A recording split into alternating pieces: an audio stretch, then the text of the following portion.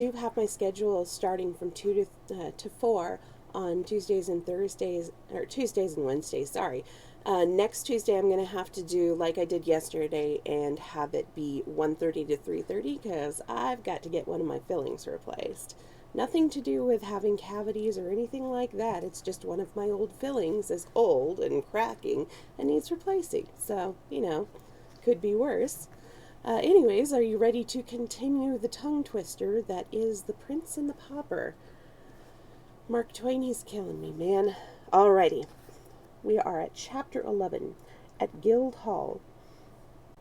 The royal barge, attended by its gorgeous fleet, took its stately way down the Thames through the wilderness of illuminated boats. The air was laden with music, the river banks were beruffled with joy flames. The distant city lay in a soft luminous glow from its countless invisible bonfires. Above it rose many a slender spire into the sky, encrusted with sparkling lights, wherefore in their remoteness they seemed like jeweled lances thrust aloft.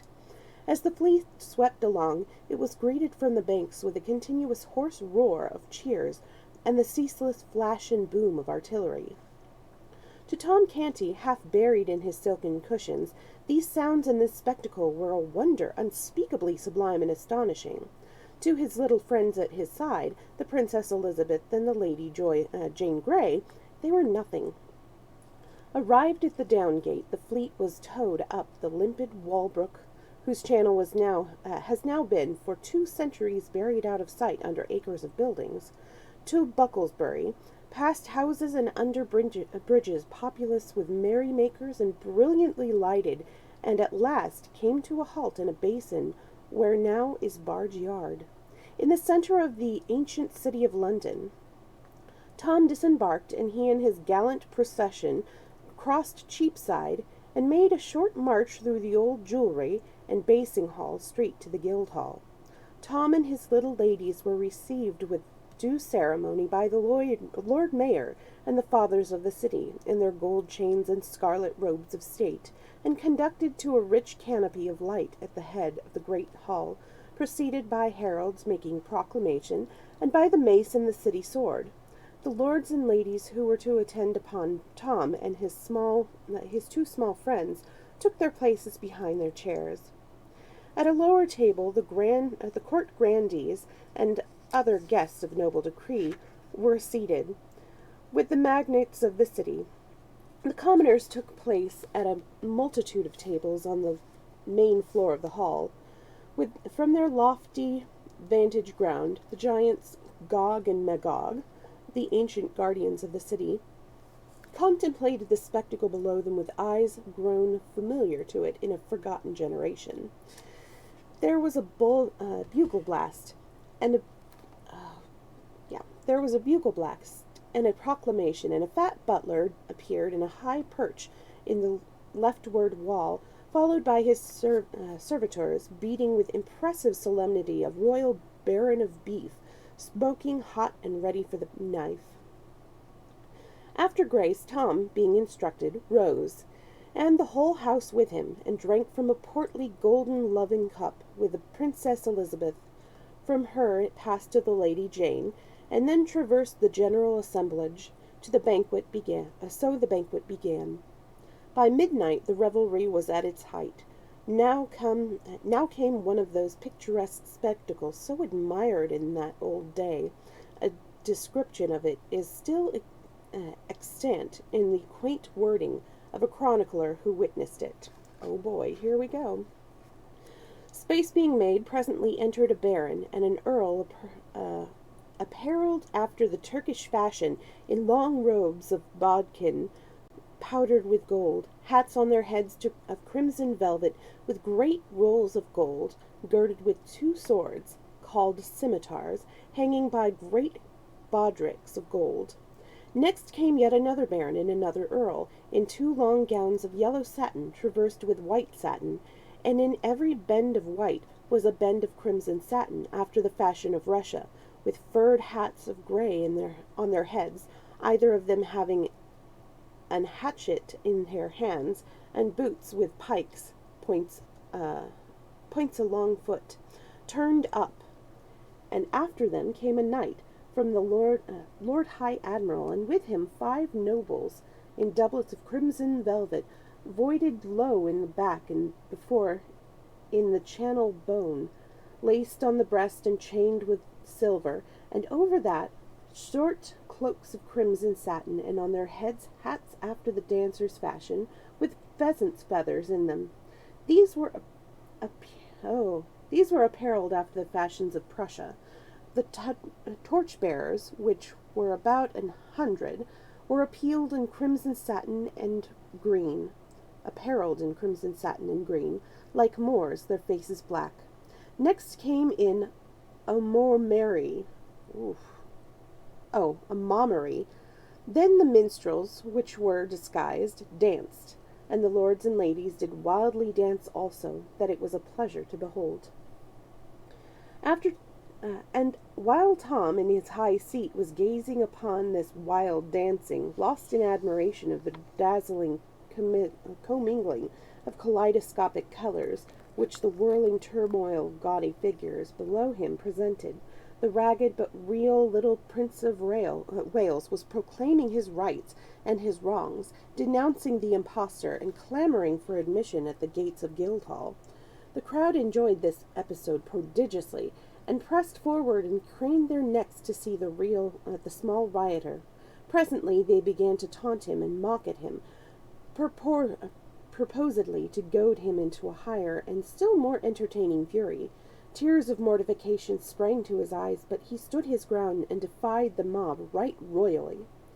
Another taunt followed, added mockings stung him, and he exclaimed, "I tell ye again, you pack of unmannerly curs, I am the Prince of Wales, and all foretold and friendless as I be, with none to give my word of grace, or help me in my need, yet will not I be driven from my ground, but will maintain it." Hello, John. How are you doing? I am in the middle of chapter 11, I think, right now. And this, I don't know if you met her the other night. This is Snockings. I have a Discord. I'm going to put that in the chat. There we go. And so I will say on there, and also on my Twitter, when I'm going to be streaming. Okay. "I tell ye again, you pack of unmannerly curs, I am the Prince of Wales, and all foretold and friendless as I be, with none to give me word or grace to help me in my need, yet will not I be driven from my ground, but will maintain it. Though thou be prince or no prince, 'tis all one. Thou be'st a gallant lad, and not friendless neither.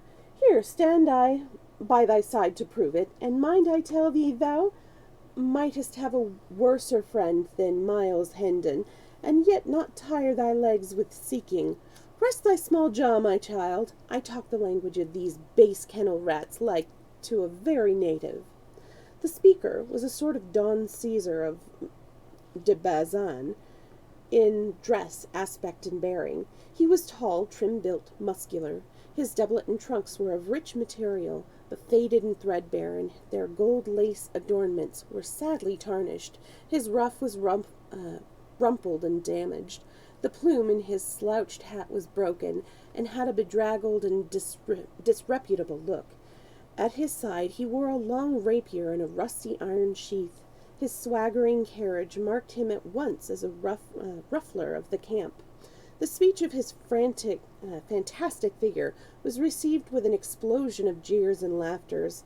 Some cried, "'Tis another prince in disguise.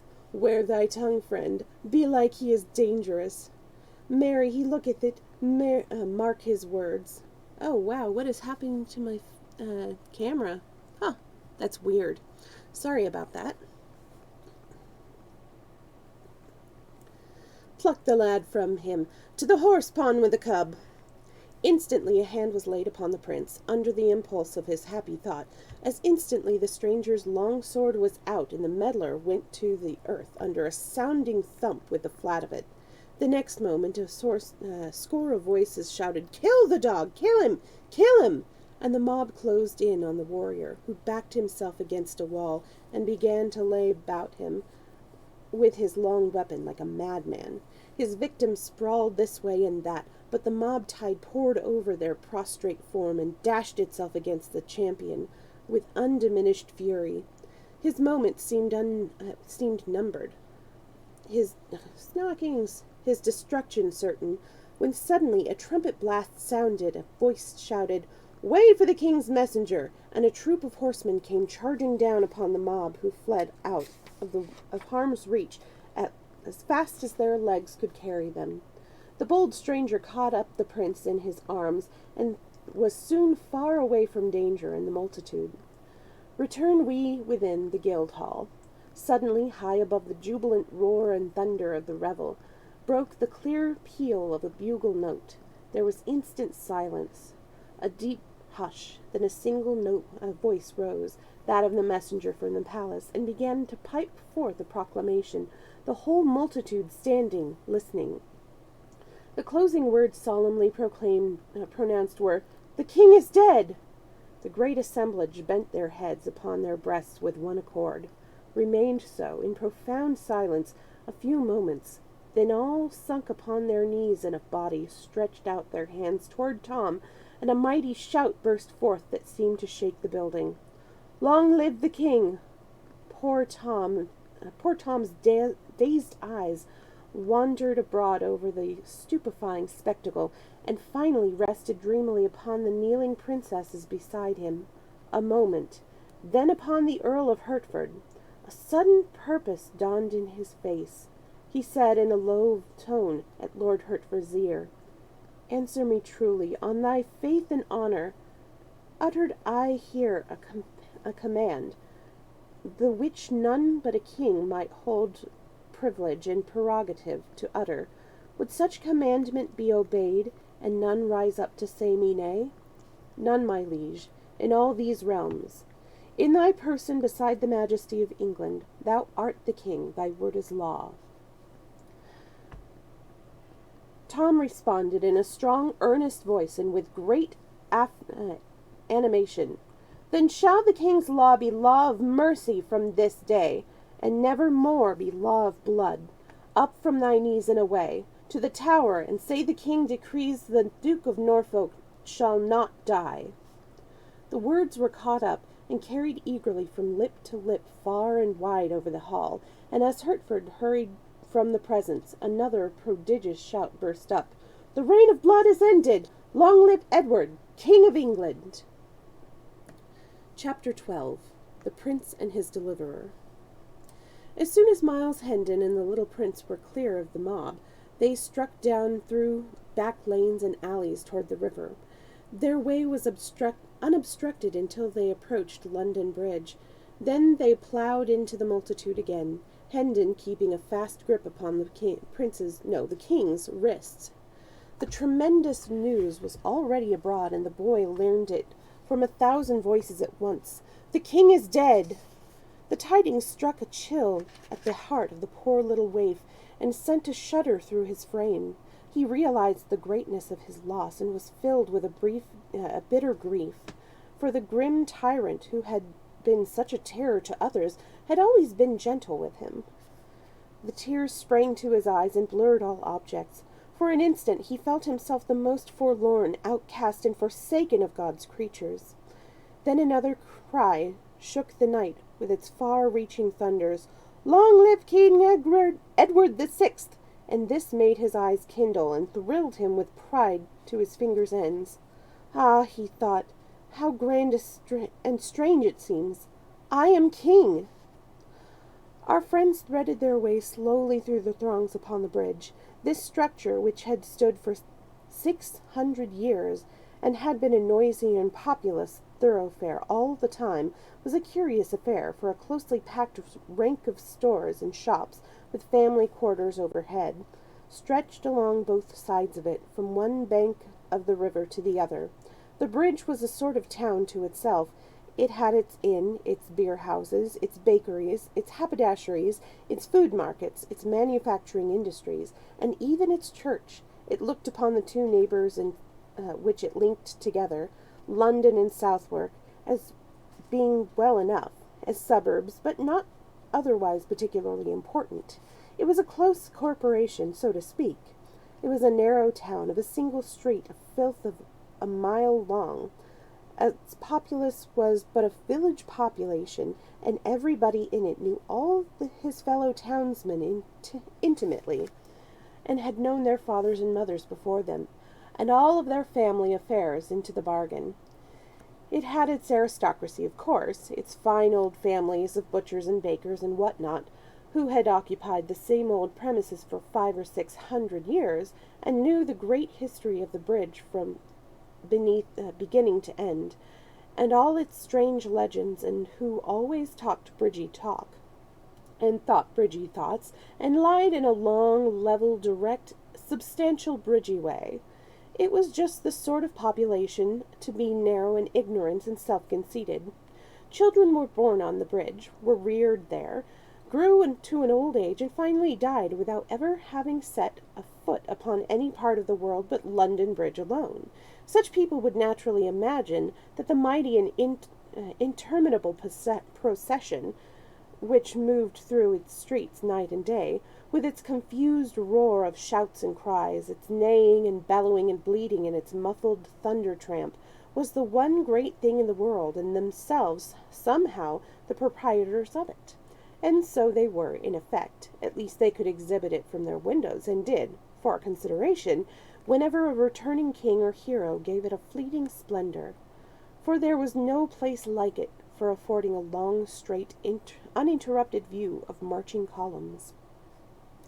Men born and reared upon the bridge found life unendurably dull and inane elsewhere. History tells of one of these who left the bridge at the age of 71 and retired to the country, but he could only fret and toss in his bed. He could not go to sleep, and deep stillness was so painful and so awful, so oppressive. When he was worn out with it, at last he fled back to his old house, a lean and haggard spectre, and fell peacefully to rest in pleasant dreams under the lulling music of the lashing waters and the boom and crash and thunder of London Bridge. In the times of which we were writing, the bridge furnished object lessons in history, in English history, for its children, namely the livid and the decaying heads of renowned men, impaled upon iron spikes atop its gateway. But we digress. Hendon's lodgings were in the little inn on the bridge. As he neared the door with his small friend, a rough voice said, "So thou'rt come at last. Thou'lt not escape it again, I warrant thee, and if pounding thy bones to a pudding can teach thee somewhat, thou'lt not keep us waiting another time, mayhap." And John Canty put out his hand to seize the boy. Miles Hendon stepped in the way and said, "Not too fast, friend. Thou art needlessly rough, methinks. What is the lad to thee? If it be any business of thine to make the meddle in some affairs, he is my son." "'Tis a lie," cried the little king hotly. "Boldly said, and I believe thee, whether thy small headpiece be sound or cracked, my boy. But whether this scurvy ruffian be thy father or no, 'tis all one. He shall not have thee to beat thee and abuse, according to his threat. So thou prefer to abide with me." I do. I know him not. I loathe him, and I will die before I will go with him." "Then 'tis settled, and there is naught more to say." "We shall see as to that," exclaimed John Canty, striding past Hendon to get at the boy. "By force shall he, if thou do not touch him. Thou animated offal, I will spit thee like a goose." "Oh, yeah, if thou do but touch him, thou animated offal, I will spit thee like a goose." And said Hendon, barring the way and laying his head upon his sword hilt. Canty drew back. "Now mark ye," continued Hendon, "I took this lad under my protection when a mob of such as thou would have mishandled him, mayhap killed him. Dost imagine I will desert him now to a worser fate? For whether thou art his father or no, and sooth to say I think it is a lie, A decent swift death were better for such a lad than life in such brute hands as thine. So go thy ways, and set quick about it, for I like not much bandying of words, being not over patient in my nature. John Canty moved off, muttering threats and curses, and was swallowed from sight in the crowd. Hendon ascended 3 flights of stairs to his room, with his charge after ordering a meal to be sent thither. It was a poor apartment, with a shabby bed and some odds and ends of old furniture in it, and was vaguely lighted by a couple of sickly candles. The little king dragged himself to the bed and lay down upon it, almost exhausted with hunger and fatigue. He had been on his feet a good part of the day and a night, for it was now 2 or 3 o'clock in the morning, and had eaten nothing meantime. He murmured drowsily, "Prithee call me when the table is spread," and sunk into deep sleep immediately. A smile twinkled in Hendon's eye, and he said to himself, "By the mass, the little beggar takes to one's quarters and usurps one's bed with as natural and easy a grace as if he owned them. Would never have by your leave, or so please it thou, or anything of the sort." In his diseased ravings he called himself the Prince of Wales, and bravely doth he keep up the character. Poor little friendless rat, doubtless his mind has been disordered with ill usage. Well, I will be his friend. I have saved him, and it draweth me strongly to him. Already I love the bold-tongued little rascal. Now, soldier-like, he faced a smutty rabble and flung back his high defiance. And what a comely, sweet, and gentle face he hath, now that sleep hath conjured away its troubles and its griefs. I will teach him, I will cure his malady. Yea, I will be his elder brother, and care for him, and watch over him, and whoso would shame him, or do him hurt, may order his shroud, for though I be burnt for it, he shall need it. He bent over the boy and contemplated him with kind and pitying interest, tapping the young cheek tenderly and smoothing back I guess that's dropping frames. Okay, that makes sense. He bent over the boy and contemplated him with kind and pitying interest, tapping the young cheek tenderly and smoothing back the tangled curls with his great brown hand. A slight shiver passed over the boy's form. Hendon murmured, "See now, how like a man he was to let him lie. How like a man it was to let him lie here uncovered, and fill his body with deadly rheums. Now what shall I do? 'Twill wake him to take him up and put him within the bed, and he sorely needeth sleep." He looked about for extra covering, but finding none, doffed his doublet and wrapped the lad in it, saying, "I am used to nipping air and scant apparel. 'Tis little I shall mind the cold." Then walked up and down the room to keep his blood in motion, soliloquizing as before. His injured mind persuades him he is Prince of Wales. 'Twill be odd to have a Prince of Wales with us, now that he that was the prince is prince no more, but king. For this poor mind is set upon the one fantasy, and will not reason out that now it should cast by the prince and call itself the king. If my father liveth still, after these 7 years that I have heard not from home in my foreign dungeon, he will welcome the poor lad and give him generous shelter for my sake. So will my good elder brother Arthur, my older brother Hugh, but I will crack his crown and he interfere, the fox-hearted, ill-conditioned animal. Yes, thither will we fare, and straightway too." A servant entered with a smoking meal, disposing it upon a small deal table, placed the chairs, and took its departure, leaving such cheap lodgers as these to wait upon themselves. The door slammed after him, and the noise woke the boy, who sprang to a sitting position, and shot a glad glance about him. Then a grieved look came into his face, and he murmured to himself with a deep sigh, "Alack, it was but a dream." Woe is me. Next he noticed Miles Hendon's doublet, glanced from him to Hendon, comprehended the sacrifice that had been made for him, and said gently, Thou art good to me, yes, thou art very good to me. Take it and put it on, I shall not need it more. Then he got up and walked to the washstand in the corner and stood there, waiting. Hendon said in a cheery voice, We'll have a right hearty sup and bite now, for every time is savory and smoking hot. Everything is savory and smoking hot. And that and thy nap together will make thee a little man again, never fear. The boy made no answer, but bent a steady look that was filled with grave surprise, and also somewhat touched with impatience upon the tall knight of the sword. Hendon was puzzled, and said, What's amiss?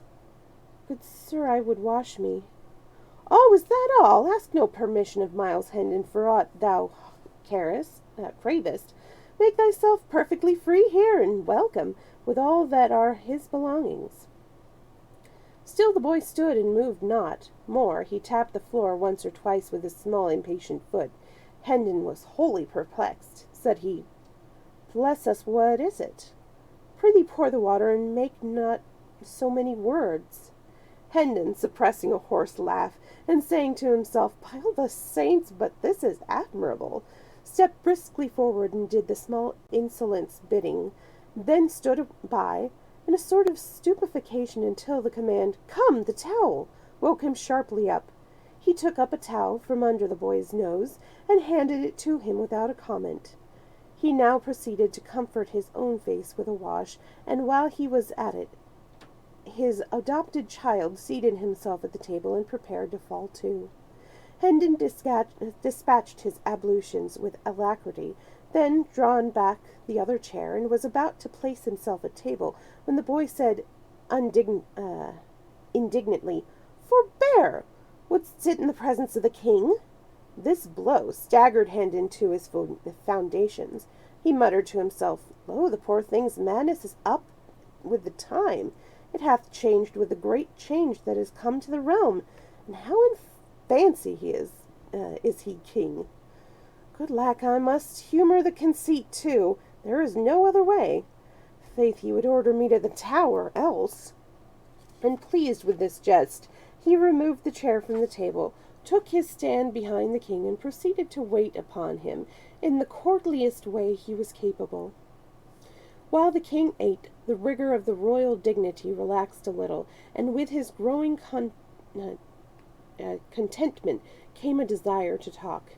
He said, I think thou callest thyself Miles Hendon, if I heard thee aright?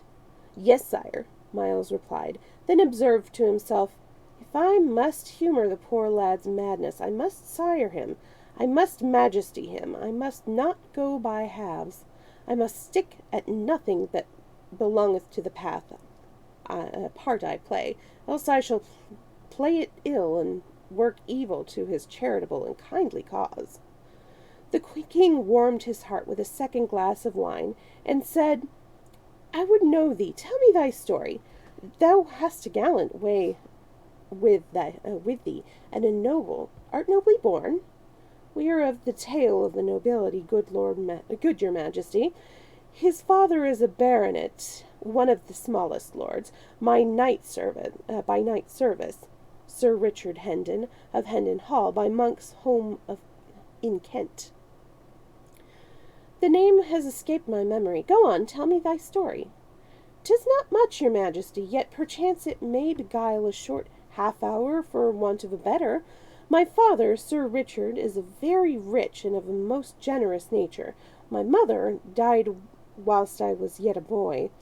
I have 2 brothers, Arthur, my elder, with a soul like to his father's, and Hugh, younger than I, a mean spirit, covetous, treacherous, vicious, underhanded, a reptile.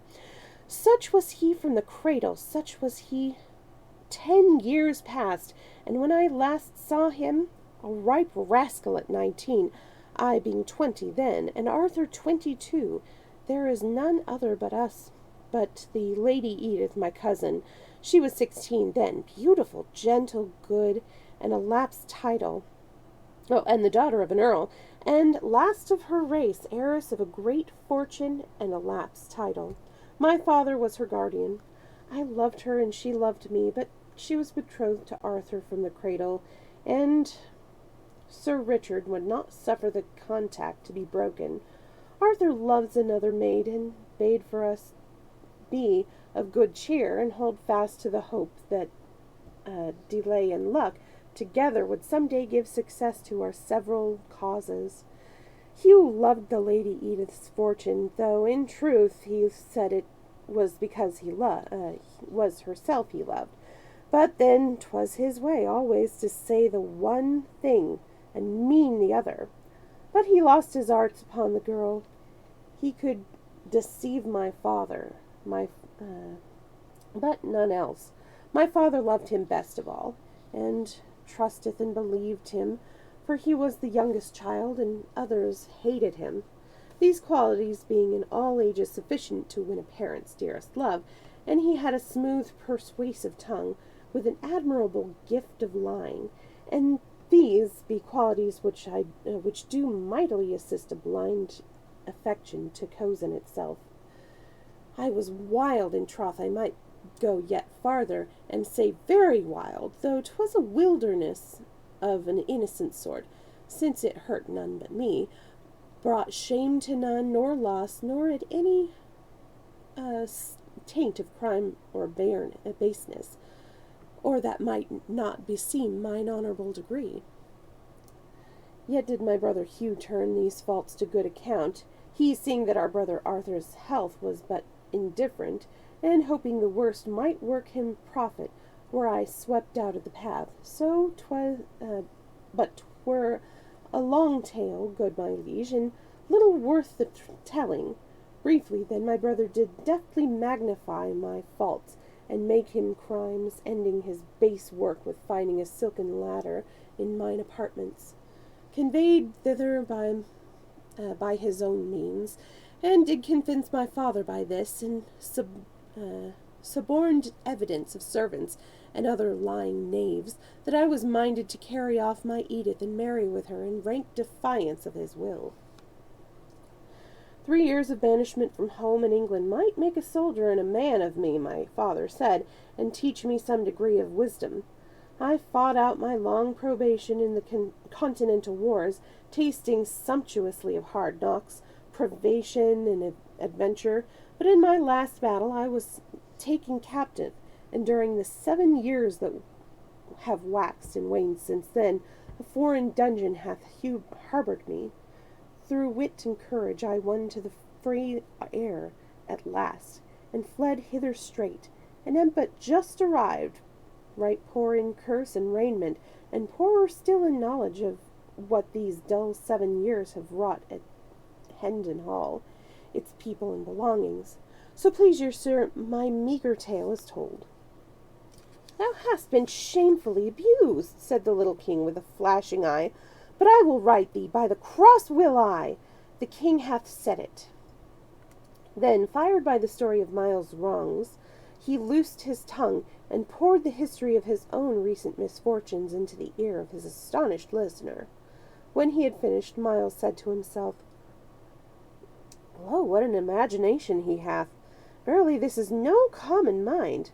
Else crazed or sane, it could not weave so straight and gaudy a tale as this out to the airy nothings, wherewith it hath wrought his curious romaunt. Poor ruined little head, it shall not lack friend or shelter whilst I bide with the living. He shall never leave my side. He shall be my pet, my little comrade, and he shall be cured, aye, made whole and sound, and then will he make himself a name, and proud shall I be to say, yes, he is mine. I took him, a homeless little ragamuffin, but I saw what was in him, and I saw his name would be heard some day. Behold him, observe him. Was I right? The king spoke in a thoughtful, measured tone. Thou didst save me injury and shame, perchance my life, and so my crown. Such service demandeth rich reward. Name thy desire, and so it be within the compass of my royal power, It is thine." This fantastic suggestion startled Hendon out of his reverie. He was about to thank the king and put the matter aside with saying he had only done his duty and desired no reward, but a wiser thought came into his head, and he asked leave to be silent a few moments and consider the gracious offer. An idea which the king gravely approved. He remarked that it was best to be not too hasty with a thing of such great import. Myles reflected during some moments, then said to himself, "Yes, that is the thing to do. By any other means it were impossible to get at it. And certes, this hour's experience has taught me 'twould be most wearing and inconvenient to continue it as it is. Yes, I will propose it. 'Twas a happy accident that I did not throw the chance away." Then he dropped upon one knee and said, "My poor service went not beyond the limit of a subject's simple duty, and therefore hath no merit, but since your majesty is pleased to hold it worthy some reward, I take heart of grace to make a petition to this effect. Near 400 years ago, as your grace knoweth, there being ill blood between John, King of England, and the King of France, it was decreed that two champions should fight together in the lists, and it so settled the dispute by what is called the arbitrament of God. These two kings and the Spanish king being assembled to witness and judge the conflict, the French champion appeared, but so redoubtable was he that our English knights refused to measure weapons with him. So the matter, which was a weighty one, was like to go against the English monarch by default. Now in the Tower lie the Lord of de Courcy, the mightiest arm in England, stripped of his honours and possessions, and wasting with long captivity. Appeal was made to him. He gave assent, and came forth arrayed for battle, but no sooner did the Frenchman glimpse his huge frame and hear his famous name, but he fled away, and the French king's cause was lost. King John restored de Courcy's title and possessions, and said, "Name thy wish, and thou shalt have it, though it cost me half my kingdom." Whereat de Courcy, kneeling as I do now, made answer, "This then I ask, my liege, that I and my successors may have and hold the privilege of remaining covered in the presence of the kings of England, henceforth while thrones shall last. The boon was granted, as your majesty knoweth, and there hath been no time these 400 years that that line has failed of an heir, and so, even unto this day, the head of that ancient house still weareth his hat of helm before the king's majesty without let or hindrance, and this none other may do. Invoking this precedent in aid of my prayer, I beseech the king to grant to me but his one grace and privilege to any more than sufficient reward, and none other, to wit, that I and my heirs forever may sit in the presence of the majesty of England." "Rise, Sir Miles Hendon, knight," the king said gravely, giving the accolade with Hendon's sword.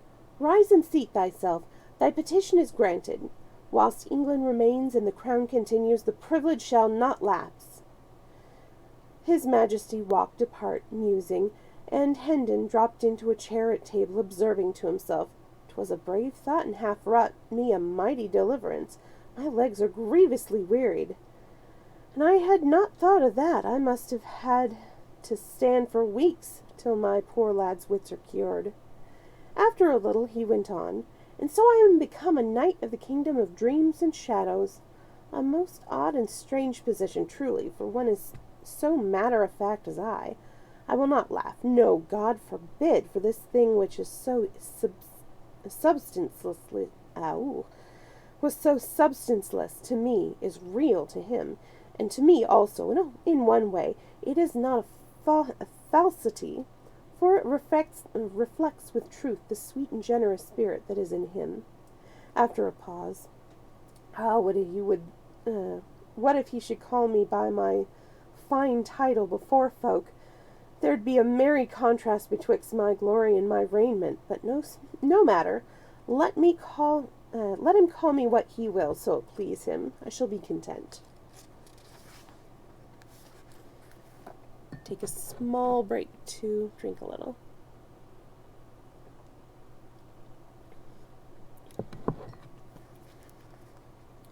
Chapter 13. The Disappearance of the Prince. A heavy drowsiness presently fell upon the two comrades. The king said, "Remove these rags," meaning his clothes.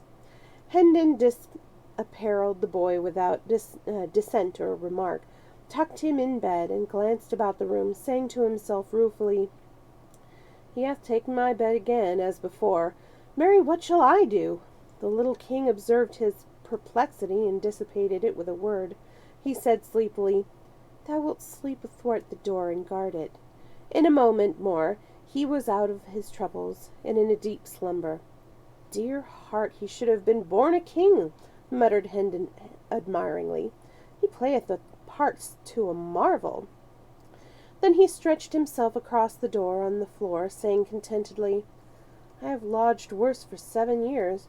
'Twould be but ill gratitude to him above to find fault with this." He dropped asleep as the dawn appeared. Toward noon he rose, uncovered his unconscious ward, a section at a time, and took his measure with a string. The king awoke, just as he had completed this work, contained of the cold, and asked what he was doing. "'Tis done now, my liege," said Hendon. "I have a bit of business outside, but will presently return. Sleep thou again, thou needst it. There, let me cover thy head also. Thou'lt be warm the sooner." The king was back in dreamland before his speech was ended. Miles slipped softly out, and slipped as softly in again, in the course of 30 or 40 minutes, with a complete second-hand suit of boys' clothing, of cheap material, and showed signs of wear, but tidy, and suited to the season of the year. He seated himself, and began to overhaul his purchase, mumbling to himself, "A longer purse would have got a better sort. But when one has not the long purse, one must be content with what a short one may do. There is a woman in this town, in our town did dwell." He stirred, methinks. "I must sing in a less thunderous key. 'Tis not good to mar his sleep, with his journey before him, and he so wearied out, poor chap. This garment, 'tis well enough, a stitch here, and another one there, will set it aright. This other is better, albeit a stitch or two will not come amiss in it likewise. These be very good and sound, and will keep his small feet warm and dry. An odd new thing to him, belike, since he has doubtless been used to foot in bare, winters and summers the same.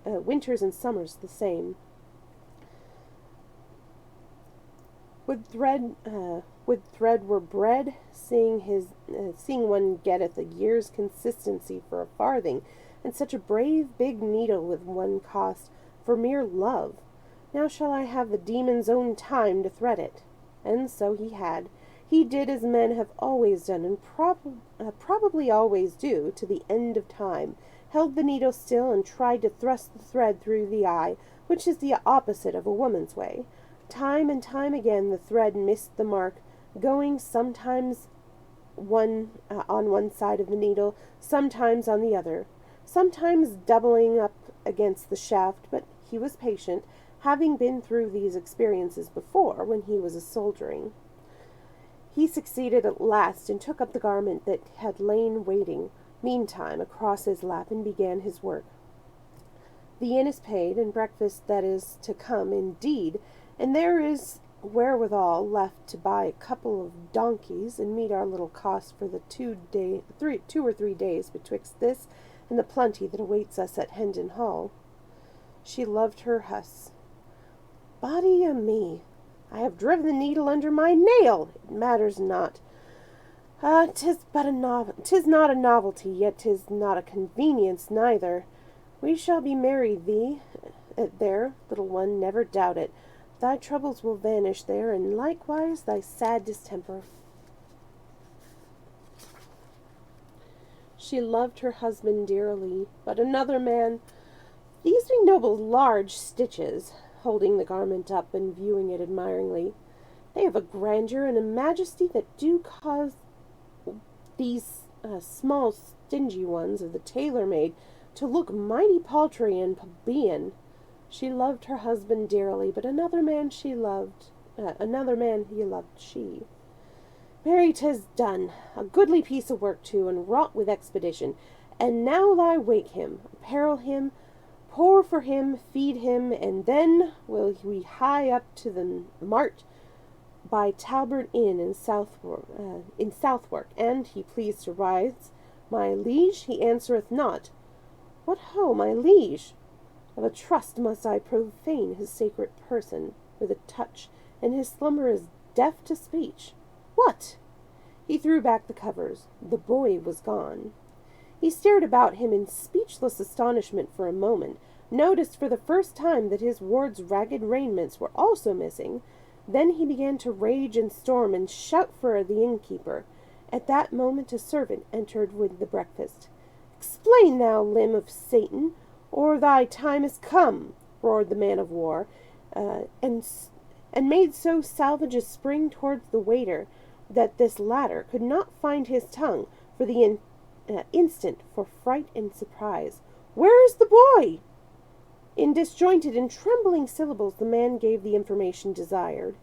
"You were hardly gone from the place, your majesty, when a youth came running and said it was your worship's will that the boy come to you straight at the bridge end on the Southwark side. I brought him hither, and when he woke and the lad and gave his message, the lad did grumble some little from being disturbed so early, as he called it, but straightway dressed in his rags and went with the youth, only saying it had been better manners that your worship came yourself, but not sent a stranger, and so thou'rt a fool and easily cozened.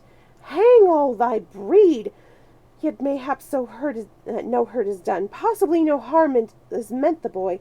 I will go fetch him. Make the table ready. Stay, the coverings of the bed were disposed as if one lay beneath him. Happened that by accident? I know not, good your worship. I saw the youth meddle with them, he that came for the boy. Thousand deaths! 'Twas done to deceive me. 'Tis plain 'twas done to gain time. Hark ye! Was that youth alone? All alone, your worship. Art sure? Sure, your worship. Collect thy scattered wits. Bethink thee. Take time, man. After a moment's thought, the servant said, "When he came, none came with him, but now I remember me that as the two stepped into the throng of the bridge, a ruffian-looking man plunged out from some near place, and just as he was joining in— What then? Out with it!" thundered the impatient Hendon, interrupting. Just then the crowd lapped them up and closed them in, and I saw no more, being called by my master, who was in a rage because a joint that the scrivener had offered was forgot, though I take all the saints to witness that to blame me for that miscarriage were like holding the unborn babe to judgment for sins come. Out of my sight, idiot! Thy prating drives me mad. Hold, whither art flying? Canst not bide still an instant? Went they south towards Southwark? Even so, your majesty, for, as I said before, as to that detestable joint, the babe unborn is no whit more blameless than art here yet, and prating still, vanished lest I throttle thee. The servitor vanished. Hendon followed after him and passed him, and plunged down the stairs into 2 steps at a stride, muttering, "'Tis that scurvy villain that claimed he was his son. I have lost thee, my poor little mad master. It is a bitter thought, and I had come to love thee so. No, by book and bell, not lost. Not lost, for I will ransack the land till I find thee again. Poor child, yonder is his breakfast, and mine, but I have no hunger now.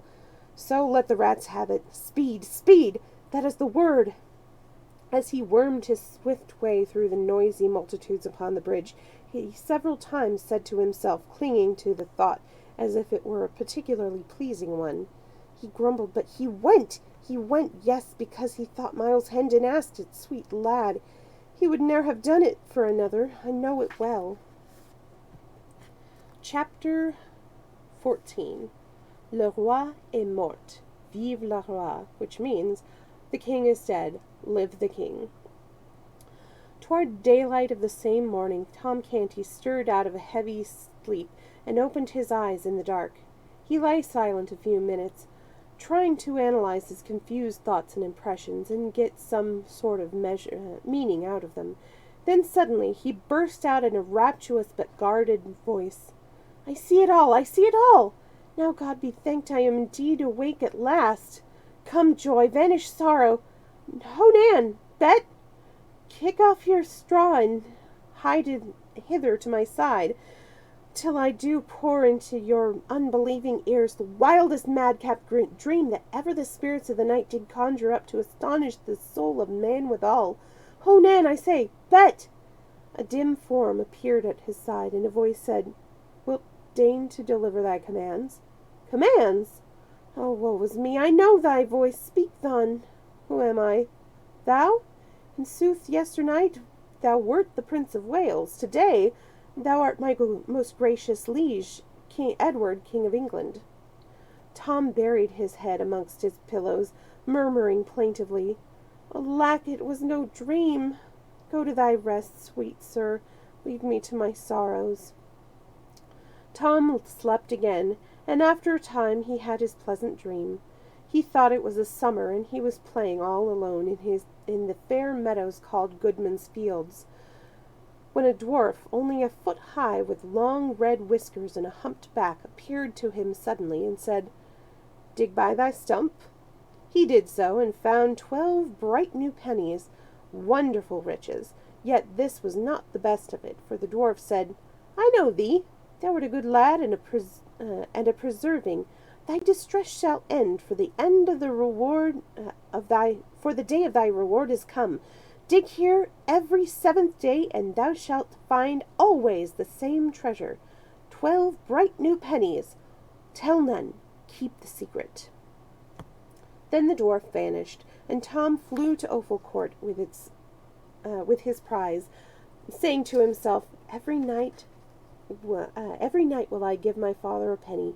He will think I begged it. It will glad his heart, and I shall no more be beaten. 1 penny every week the good priest that teacheth me shall have. Mother, Nan, and Bet the other 4. We have done with hunger and rags now, done with fears and frets and savage usage. In his dream he reached his sordid home all out of breath, but with eyes dancing with grateful enthusiasm, cast 4 of his pennies into his mother's lap and cried, "They are for thee! All of them, every one, for thee and Nan and Bet, and honestly came by, not begged nor stolen." The happy and astonished mother strained him to her breast, and exclaimed, "It waxeth late. May it please your majesty to rise?" That was not the answer he was expecting. The dream had snapped asunder. He was awake. Sorry.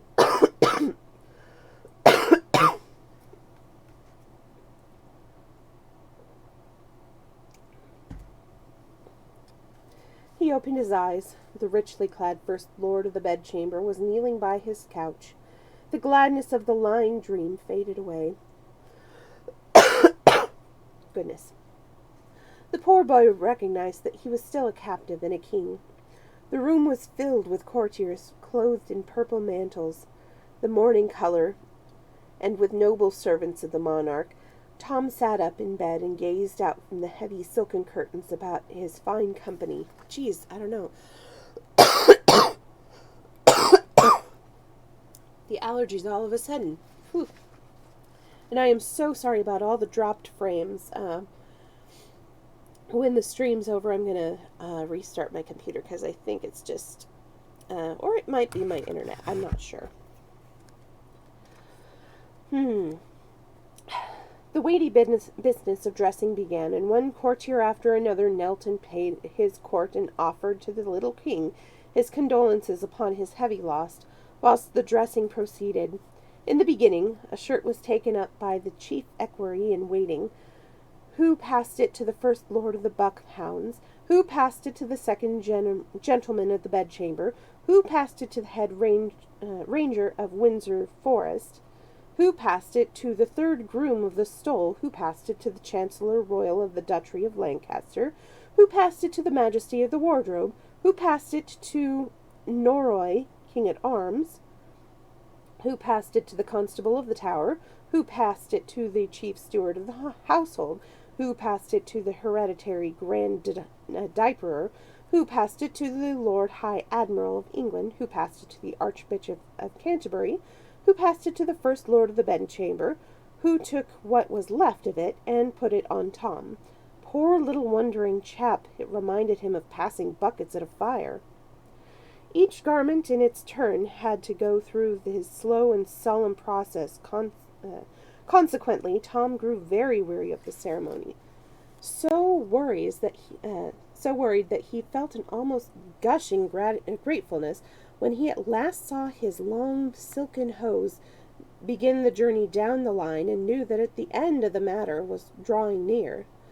But he exulted too soon. The First Lord of the Bedchamber received the hose and was about to encase Tom's legs in them, when a sudden flush invaded his face, and he hurriedly hustled the things back into the hands of the Archbishop of Canterbury, with an astounding look and a whisper, "See, my lord!" pointing to something connected with the hose.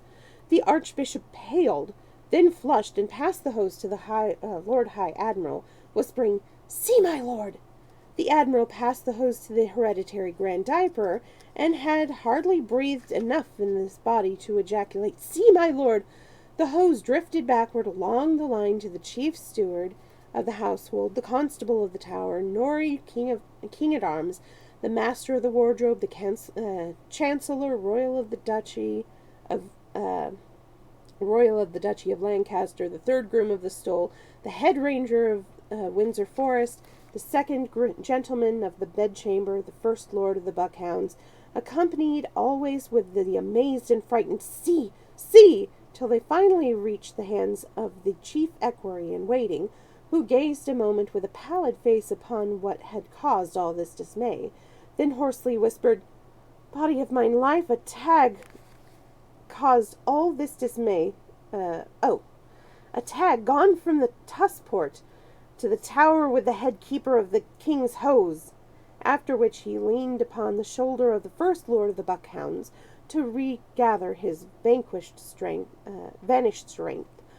whilst fresh hose, without any damaged strings to them, were brought. But all things must have an end, and so in time Tom Canty was in a condition to get out of bed. The proper official poured water, the proper official engineered the washing, the proper official stood by with a towel, and by Tom got safely through the purifying stage and was ready for the servants of the hairdresser royal. When he was at length emerged from his master's hands, he was a gracious figure and as pretty as a girl, in his mantle and trunks of purple satin and purple-plumed hat. He now moved in state towards his breakfast room, through the midst of the courtly assemblage, and as he passed, those fell back, leaving his way free, and dropped upon their knees. After breakfast he was conducted with a regal ceremony, attended by his great officer, and was guard to 50 gentlemen petitioners, bearing gilt battle-axes to the throne-room, where he proceeded to transact business of state. His uncle, Lord Hertford, stood his stand by the throne to assist the royal mind with wise counsel. The body of illustrious men named by the late king as his executors appeared to ask Tom's approval of certain acts of theirs, rather a form, and yet not wholly a form, since there was no protector as yet. The Archbishop of Canterbury made report of the decree of the Council of Executors concerning the obsequies, that is weird, for his late most illustrious majesty, and finished by reading the signatures of the executors, to wit, the Archbishop of Canterbury, the Lord Chancellor of England, William Lord St. John, John Lord Russell, Edward Earl of Hertford, John Viscount Liesel, Cuthbert Bishop of Durham. Tom was not listening. An earlier clause in the document was puzzling him. At his point he turned and whispered to Lord Hertford, What day did you say the burial hath been appointed for? The 16th of the coming month, my liege. 'Tis a strange folly. Will he keep? Poor chap, he was still new to the custom of royalty. He was used to seeing the forlorn dead of Offal Court hustled out of the way with a very different sort of expedition. However, the Lord Hertford set his mind at rest with a word or two. A Secretary of State presented an order of the council appointing the morrow at 11 for the reception of the foreign ambassadors, and desired the king's assent. I'm going to quickly close this.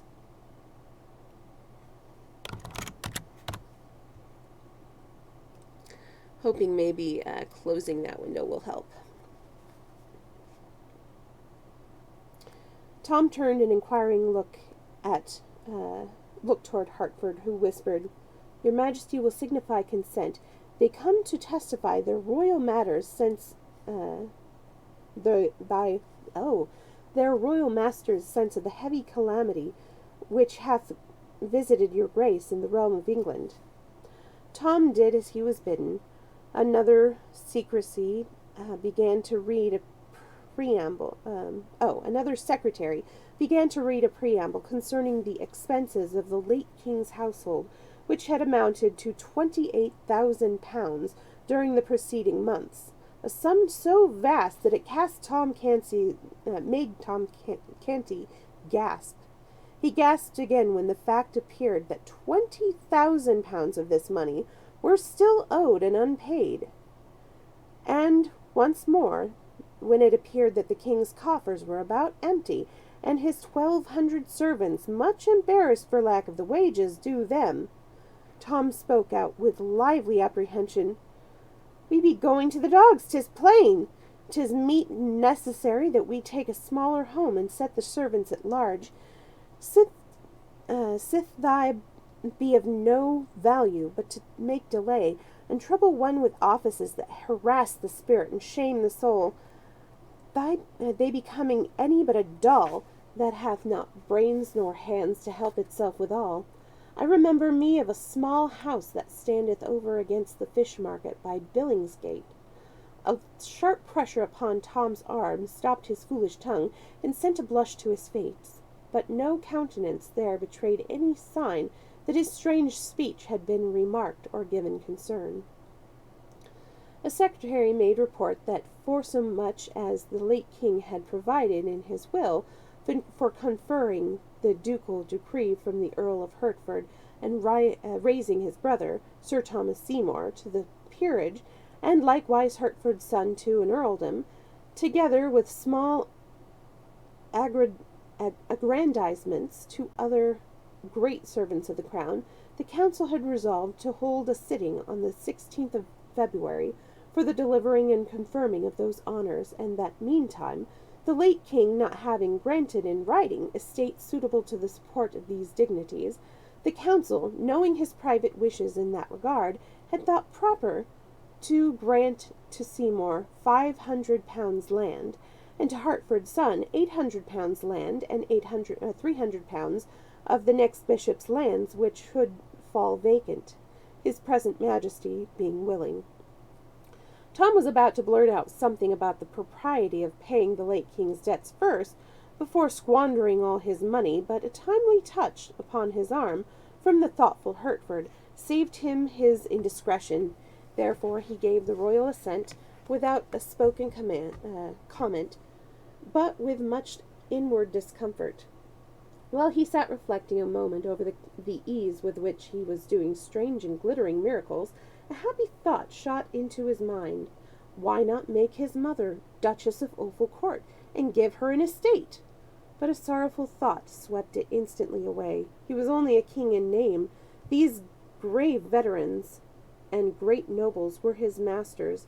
To them his mother was only the creature of a diseased mind. They would simply listen to his project with unbelieving ears, then send for the doctor. The dull work went tediously on. Petitions were read, and proclamations, patents, and all manner of worldly repetitious and wearisome papers relating to the public business, and at last Tom sighed pathetically and murmured to himself, "In what have I offended, that the good God should take me away from the fields and the free air and the sunshine to shut me up here and make me a king and afflict me so?" Then his poor muddled head nodded a while, and presently dropped to his shoulder, and the business of the empire came to a standstill for want of that ought factor, the ratifying power. Silence ensued around the slumbering child, and the sages of the realm ceased from their deliberations. During the forenoon, Tom had an enjoyable hour, by permission of his keepers, Hertford and St. John, with the Lady Elizabeth and his little Lady Jane Grey, though the spirits of the princesses were rather subdued by the mighty stroke that had fallen upon the royal house, and at the end of the visit, his elder sister, afterward the Bloody Mary of history, chided him with a solemn interview which had, Snockings are making this hard, which had but one merit in his eye, and its brevity. He had a few moments to himself, and then a slim lad of about 12 years of age was admitted to his presence, whose clothing, except his snowy ruff and the laces about his wrists, was of black, doublet, hose, and all. He bore no badge of mourning, but a knot of purple ribbon on his shoulder. He advanced hesitantly, with head bowed and bare, and dropped down upon one knee in front of Tom. Tom sat still and contemplated him soberly a moment. Then he said, "Rise, lad. Who art thou? What wouldst have?" The boy rose, and he stood at graceful ease, but with an aspect of concern in his face. He said, "Of surety thou must remember me, my lord. I am thy whipping boy." "My whipping boy?" "The same, your grace. I am Humphrey Marlowe." Tom perceived that there was someone whom his keepers ought to have posted him about. The situation was delicate. What should he do? Pretend he knew this lad, and then betray by his very utterance that he had never heard of him before? No, that would not do. An idea came to his relief. Accidents like this might be likely to happen with some frequency, not now that business urgencies would often call Hertford and St. John from his side, they being members of the Council of the Executors. Therefore, perhaps it would be well to strike out a plan himself to meet the requirements of such emergencies. Yes, that would be a wise course. He could practice on this boy and see what sort of success he might achieve.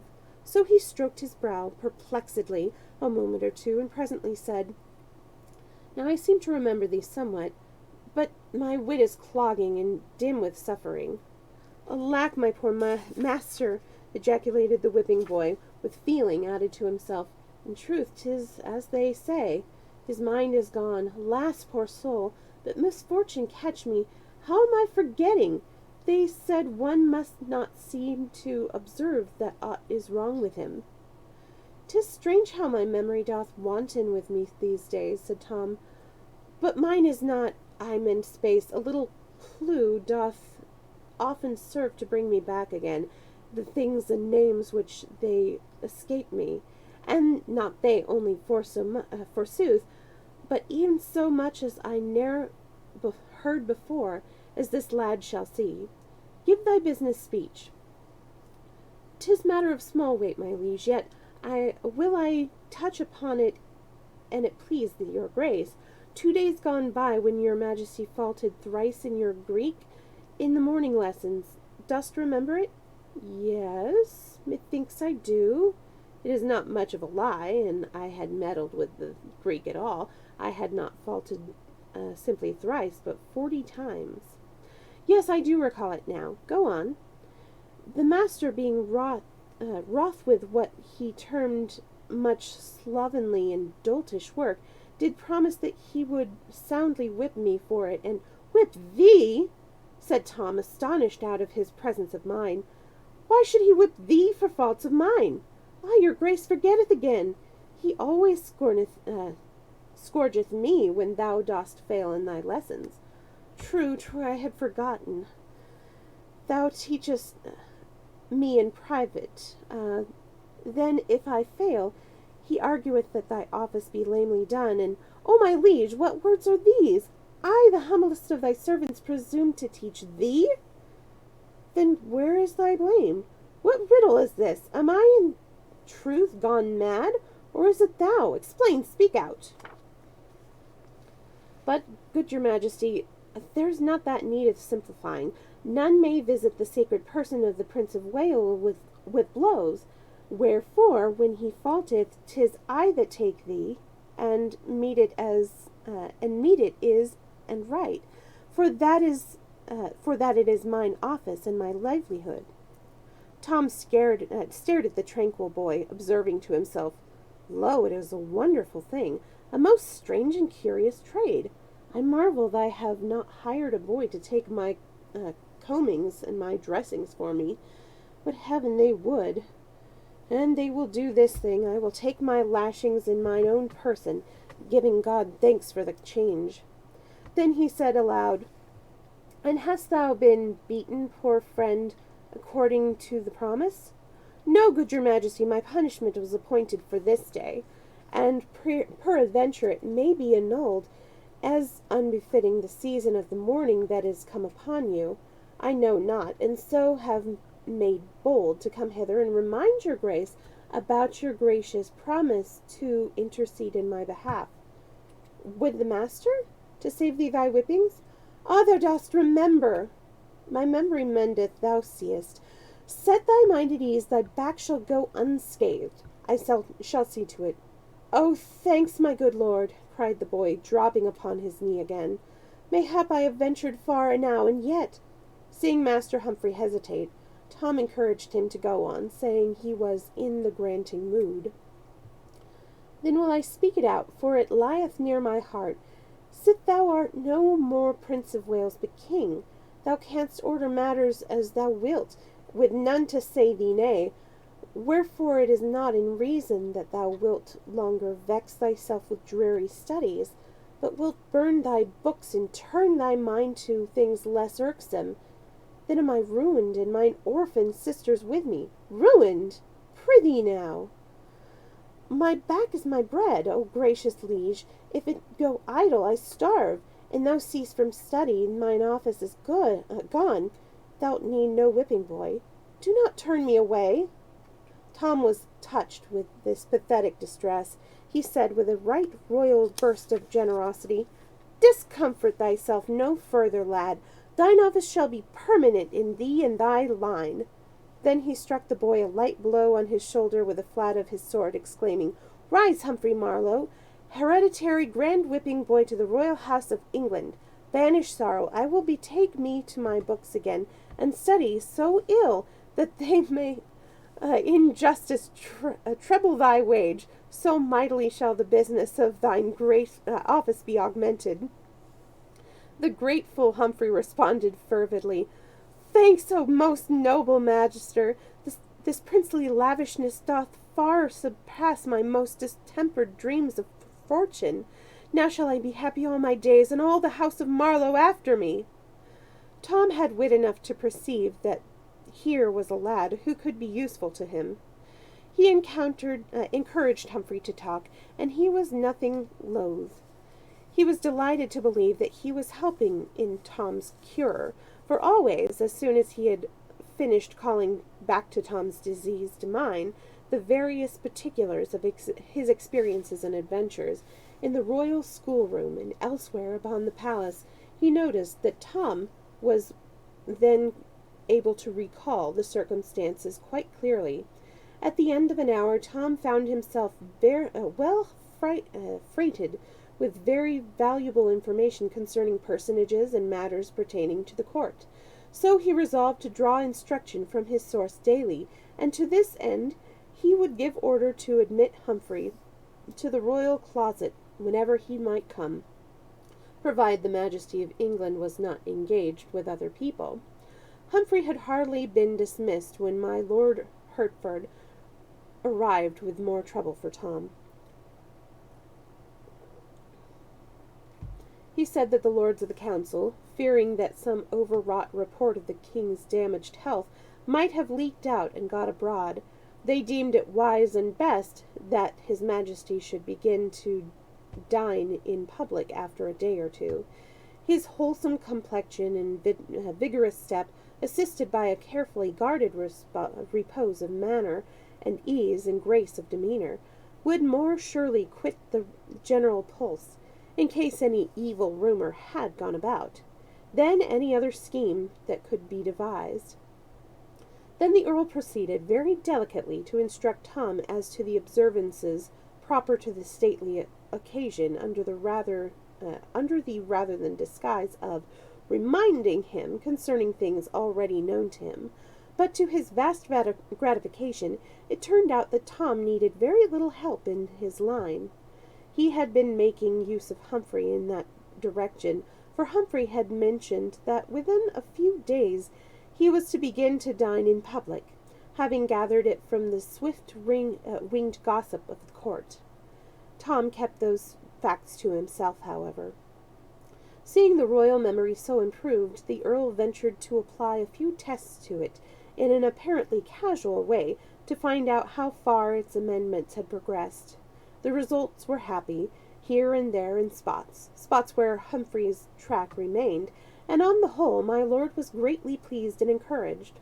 So encouraged was he, indeed, that he spoke up and said in a quite hopeful voice, "Now am I persuaded that if your majesty will but tax your memory yet a little further, it will resolve the puzzle of the Great Seal, a loss which was of moment yesterday, although of none today, since its term of service ended with our late lord's life. May it please your grace to make the trial?" Tom was at sea. A great seal was of something which he was totally unacquainted with. After a moment's hesitation, he looked up innocently and asked, "What was it like, my lord?" The Earl stated almost imperceptibly, muttering to himself, "Lack, his wits are flown again.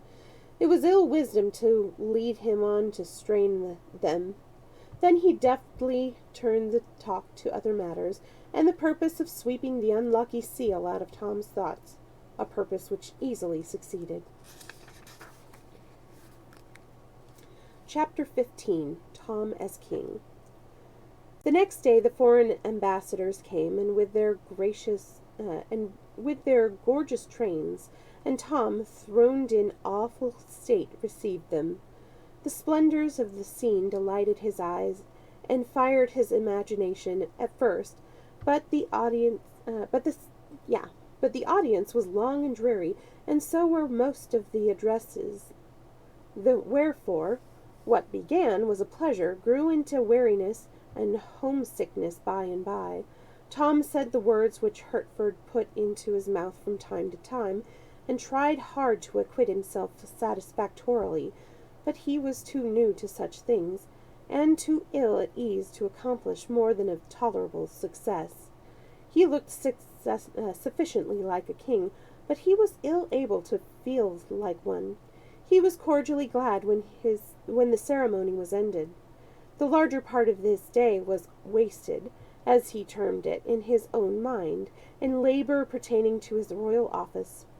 Even the 2 hours devoted to certain princely pastimes and recreation were rather a burden to him than otherwise. They were so fretted by restrictions and ceremonious observances.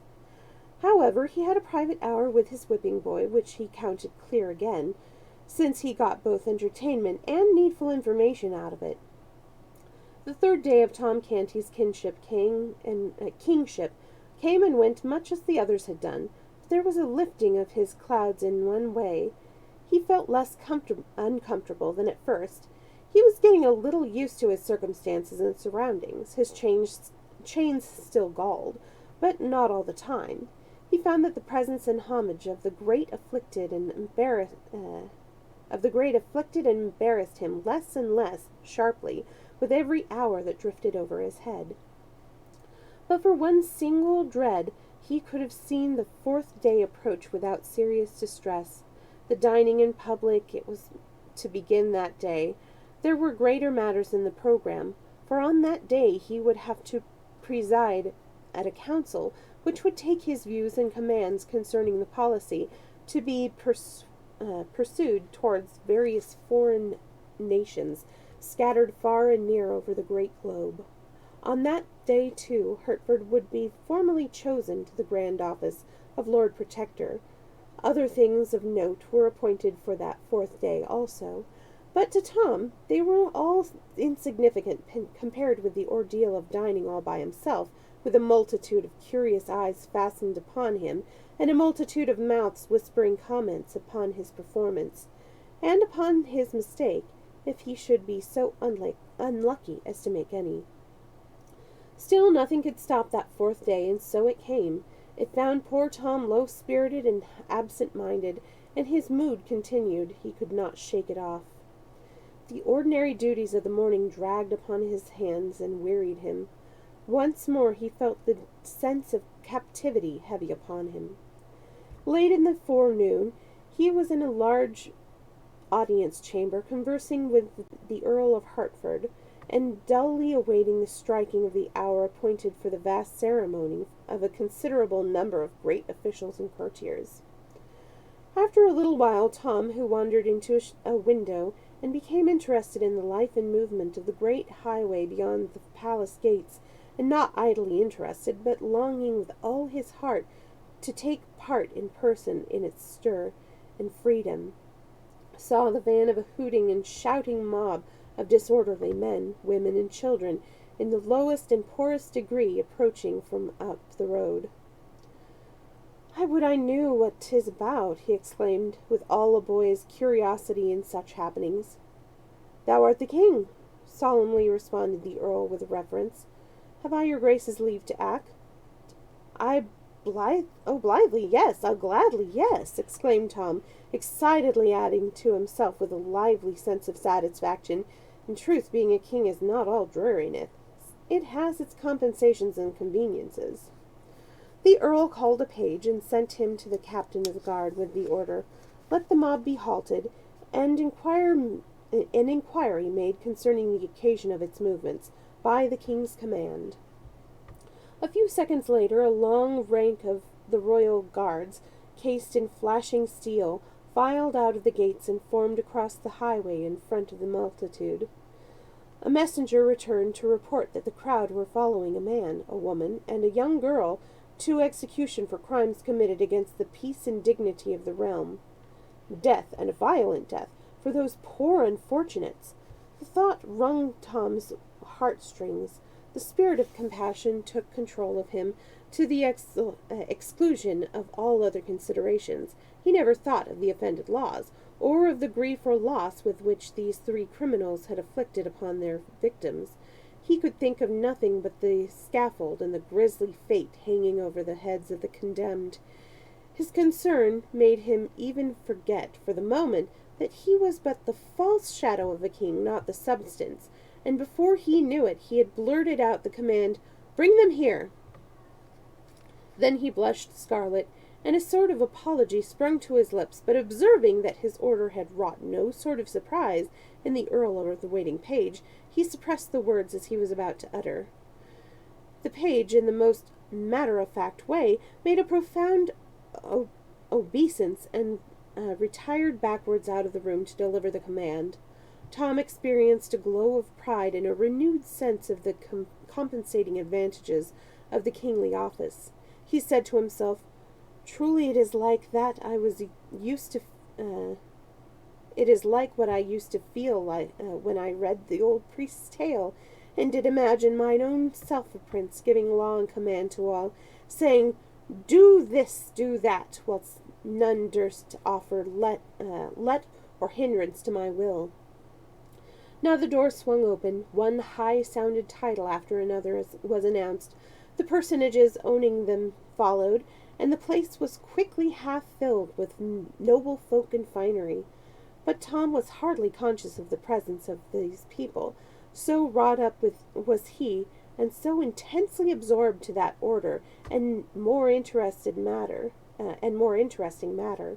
He seated himself absently in his chair of state, and turned his eyes upon the door with manifestations of impatient expectancy, seeing which the company forbore to trouble him, and fell to chatting a mixture of public business and court gossip one with another.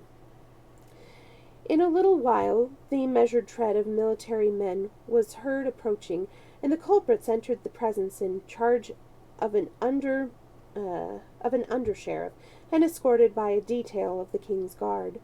The civil officer knelt before Tom, then stood aside. The three domed persons knelt also, and remained so. The guard took position behind Tom's chair. Tom scanned the prisoners curiously. Something about the dress was appearance of the man had stirred a vague memory in him. Methinks I have seen this man ere now, but the when or the where fails me. Such was Tom's thought, just when the man glanced quickly up, and quickly dropped his face again, not being able to endure the awful port of sovereignty. But the one full glimpse of the face which Tom got was sufficient. He said to himself, "Now is the matter clear. This is the stranger that plucked Giles' wit out of the Thames and saved his life. That windy, bitter first day of the new year. A brave, good deed. Pity he hath been doing baser ones and got himself in this sad case. I have not forgot the day, neither the hour, by reason that an hour after, upon the stroke of 11, I did get a hiding by the hand of Grammar Canty, which was of so goodly and admired severity that all that went before was followed after it were but foundling and caresses by comparison." Tom now ordered that the woman and the girl be removed from the presence for a little time, then addressed himself to the under-sheriff, saying, "Good sir, what is this man's offence?" The officer knelt and answered, "So please your majesty, he hath taken the life of a subject by poison."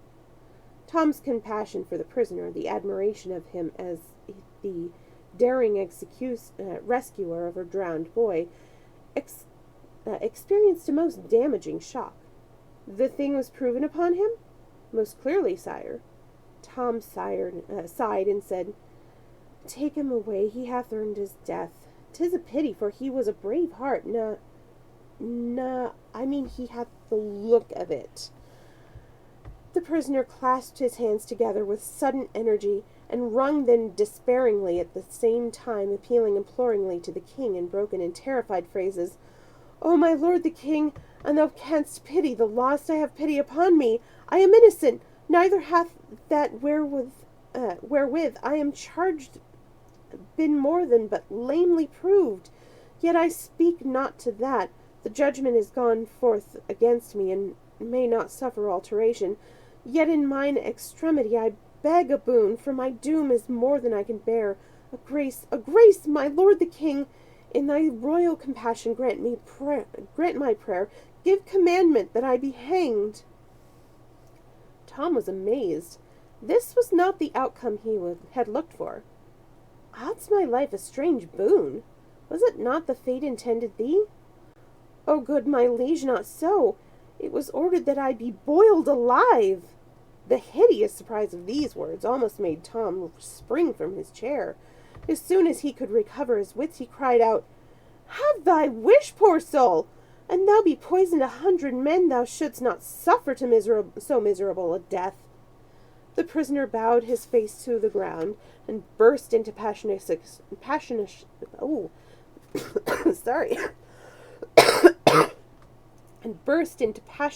expressions of gratitude, ending with, "If ever thou shouldst know misfortune, which God forfend, may thy goodness for me this day be remembered and requited."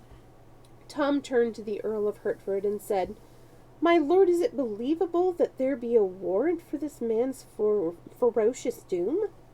"It is the law, your grace, for prisoners. In Germany, coiners be boiled to death in oil, not cast in of a sudden, but by the rope let down into the oil by degrees and slowly. First the feet, then the legs, then—" "Oh, prithee no more! My lord, I cannot bear it!" cried Tom, covering his eyes with his hands to shut out the picture. I beseech your good lordship that order be taken to change this law. Oh, let no more poor creature be visited with these tortures." The Earl's face showed profound gratification, for he was a man of merciful and generous impulses, and things not very common with his class in that fierce age. He said, "These your Grace's noble words have sealed its doom. History will remember history will remember it to the honor of your royal house." The under-sheriff was about to remove his prisoner. Tom gave him a sign to wait. Then he said, "Good sir, I would look into this matter further. The man has said that his deed was not but lamely proved. Tell me what thou knowest." "If the king's grace please, I did appear upon the trial that this man entered into a house in the hamlet of Islington, where one lay sick. 3 witnesses say it was at 10 of the clock in the morning, and 2 say it was some minutes later, the sick man being alone at the time and sleeping, and presently the man came forth again and went his way. The sick man died within the hour, being torn into with spasms and retches." "Did any see the poison given? Was poison found?" "Marry, no, my liege." "Then how dost one know there was poison given at all?" "Please your majesty, the doctor testified that none die with such symptoms but by poisons." Weighty evidence this in that simple age. Tom recognized his formidable nature and said, "The doctor knoweth his trade. Belike they were right. The matter hath an ill look for this poor man."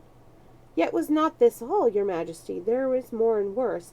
Many testified that a witch, since gone from the village, none know whither, did foretell and speak it privately in their ears that the sick man would die by poison, and more than a stranger would give it, a stranger with brown hair and clothed in a worn and common garb, and surely this prisoner doth answer woundily to the bill. Please your majesty to give the count the circumstance that solemn weight which it is due, seeing it was foretold." This was an argument of tremendous force in that superstitious day. Tom felt that the thing was settled. If evidence was worth anything, this poor fellow's guilt was proved. Still he offered the prisoner a chance, saying, "If thou canst say aught in thy behalf, speak." Not that will avail, my king. I am innocent, yet cannot I make it appear. I have no friends, else might I show that I was not in Islington that day. So also might I show that at that hour thy name was above a league away, seeing I was at Wapping Old Stairs. Yea, more, my king, for I could show that whilst they say I was taking life, I was saving it. A drowning boy. Peace! Sheriff, name the day the deed was done. At 10 in the morning, or some minutes later, the first day of the new year, most illustrious. Let the prisoner go free! It is the king's will! Another blush followed this unregal outburst, and he covered his indecorum as well as any could by adding, "It enrageth me that a man should be hanged for such idle, harebrained evidence." A low buzz of admiration swept through the assemblage. It was not admiration of the decree that had been delivered by Tom, for the propriety of or expediency of pardoning a convicted prisoner was a thing with which few there would have been justified in either admitting or admiring. No, the admiration was for the intelligence and spirit which Tom had displayed. Some of the low-voiced remarks were to this effect. "Now this is no mad king. He hath his wits around. How sanely he put his questions! How like his former natural self was this abrupt, imperious disposal of the matter! God be thanks, his infirmity is spent. This is no weakling, but a king. He hath borne himself like to his own father." The air being filled with applause, Tom's ear necessarily caught a little of it. The effect which this had upon him was to put him greatly at his ease, and also to change this system with very gratifying sensations. However, his juvenile curiosity soon rose and still rose superior to these pleasant thoughts and feelings, and he was eager to know what sort of deadly mischief the woman and the little girl could have been about. So, by this command, the two terrified and sobbing creatures were brought before him. "What is it that these have done?" he inquired of the sheriff. "Please your majesty, a black crime is charged upon them and clearly proven, whereupon the judges have decreed, according to the law, that they be hanged. They sold themselves to the devil. Such is that crime." Tom shuddered. He had been taught to abhor people who did this wicked thing. Still, he was not going to deny himself the pleasure of feeding his curiosity, for all that, so he asked, Where was this done, and when?" "On a midnight in December, in a ruined church, your majesty." Tom shuddered again. "Who was there present?" "Only these two, your grace, and that other." "Have these confessed?" "Nay, not so, sire, they do deny it." "Then prithee, how was it known?" "Certain witnesses did see them wending thither, good your majesty. This bred the suspicion, and dire effect have since confirmed and justified it. In particular, it is in evidence that though the wicked power so obtained, they did invoke and bring about a storm that wasted all the region round about. Above 40 witnesses have proved the storm, and sooth one might have had 1,000, for all had reason to remember it, sith all had suffered by it." Certes, this is a serious crime. Tom turned his dark piece of scoundrelism over in his mind a while, then said, "Suffered the woman also by the storm?" Several old heads among the assemblage nodded their recognition of the wisdom of this question. The sheriff, however, saw nothing consequential in the inquiry. He answered with simple directness, "Indeed did she, your majesty, and most righteously, as all aver. Her habitation was swept away, and herself and the child left shelterless. Methinks the power to do herself and so ill a turn was dearly bought. She had been cheated, had she paid but a farthing for it, that she paid her soul, and her child argueth that she is mad. If she is mad, she knoweth not what she doth, therefore sinneth not." The elderly heads nodded recognition of Tom's wisdom once more, and one individual murmured, "And the king be mad himself, according to report, then is it a madness of a sort that should improve the sanity of some I wot of, if by the gentle providence of God they could but catch it." What age hath the child?" asked Tom. 9 years, please your majesty." "By the law of England may a child enter into covenant and sell itself by my lord?" asked Tom, turning to a learned judge. "The law doth not permit a child to make or meddle in any weighty matter, good my liege, holding that its callow wit unfitteth it to cope with the riper wit and evil scheming of them that are its elders. The devil may buy a child, if he so choose, and the child agree thereto, but not an Englishman. In this matter case the contract would be null and void. It seemeth a rude unchristian thing, and ill contrived, that England law denieth privileges to Englishmen, to waste them on the devil," cried Tom with honest heat. This novel view of the matter excited many smiles, and was stored away in many heads to be repeated about the court as evidence of Tom's originality, as well as progress toward mental health. The elder culprit had ceased from sobbing, and was hanging upon Tom's words with an excited interest and a growing hope. Tom noticed this, and it strongly inclined his sympathies toward her in her perilous and unfriended situation. Presently he said, How wrought they to bring the storm?" "By pulling off their stockings, sire." This astonished Tom, and also firing his curiosity to fever heat, he said eagerly, "It is wonderful! Hath it always this dread effect?" "Always, my liege, at least if the woman desire it, and utter the needful words, either in her mind or with her tongue." Tom turned to the woman, and with imperious zeal, "Exert thy power, I would see a storm."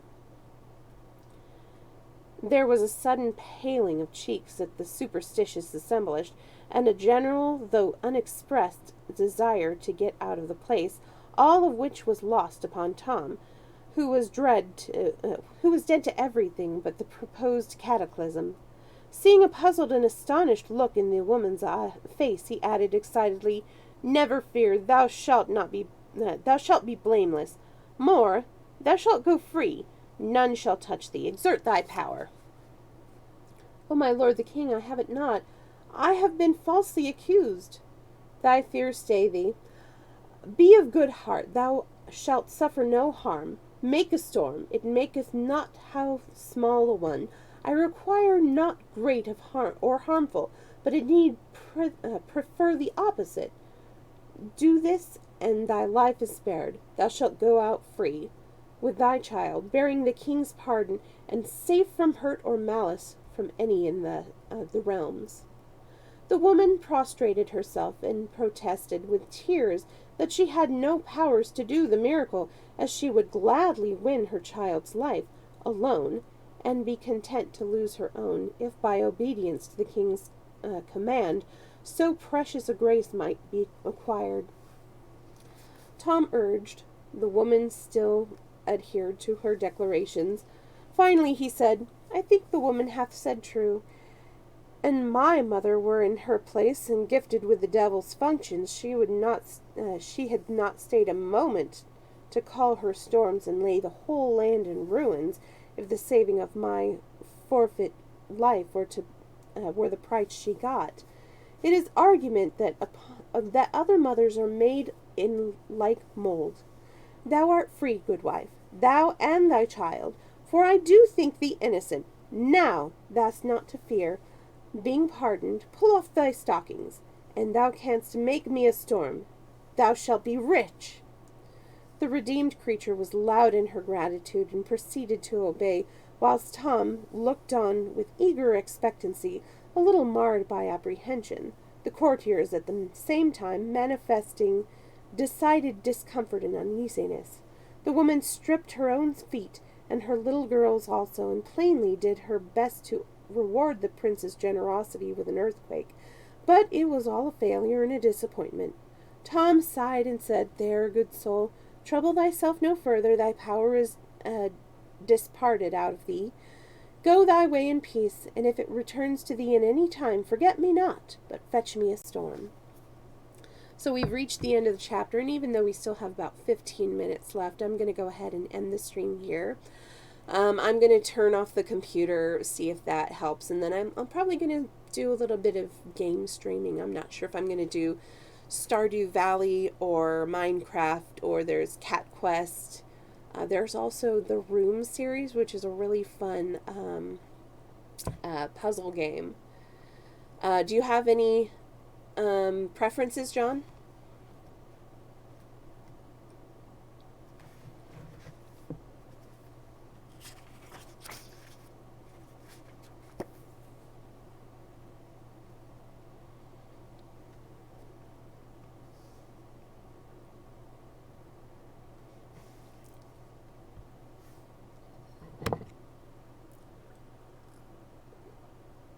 Okay.